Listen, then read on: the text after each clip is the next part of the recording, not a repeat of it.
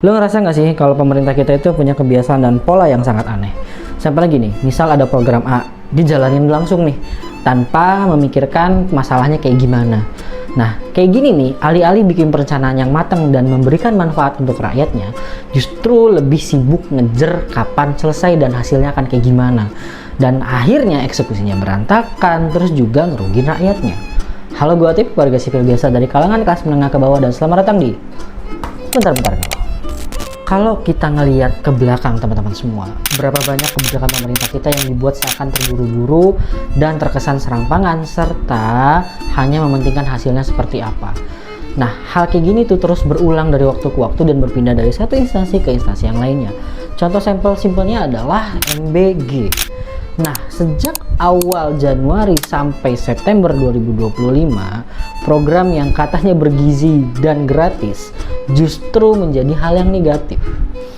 Menurut data dari JPPI, sebanyak lebih dari 6.000 siswa mengalami keracunan makanan MBG. Ironinya, program ini terus berjalan dengan kecacatan eksekusinya. Kalau kita melihat kasusnya teman-teman semua, ini bukan lagi soal angka. Dan jika kita kembali lagi ke tujuan utama MBG itu sendiri, yang mana akan menekan angka stunting, memberikan gizi terbaik untuk setiap anak di Indonesia, dan pemberdayaan ekonomi, maka kenapa prosesnya dilakukan secara terburu-buru dan terkesan tergesa-gesa? Padahal banyak yang harus dipersiapkan, direncanakan matang-matang, dan audit yang cukup ketat untuk setiap SPPG-nya. Kita sebagai masyarakat mengapresiasi kok apa yang pemerintah mau lakukan untuk masyarakatnya. Tetapi jika hal yang dilakukan dan eksekusinya tidak sesuai dengan tujuan utamanya, maka itu dapat dipertanyakan.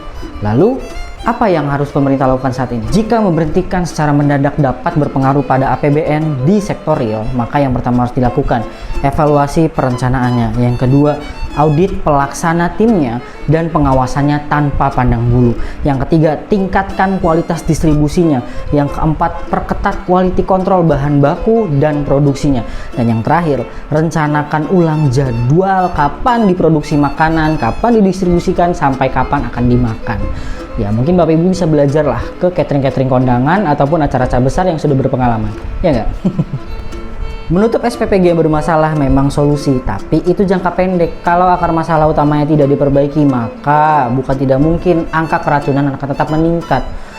Ingat ya Bapak Ibu semua, jangan sampai MBG hanya bangga pada angka distribusinya, bukan tujuan utamanya.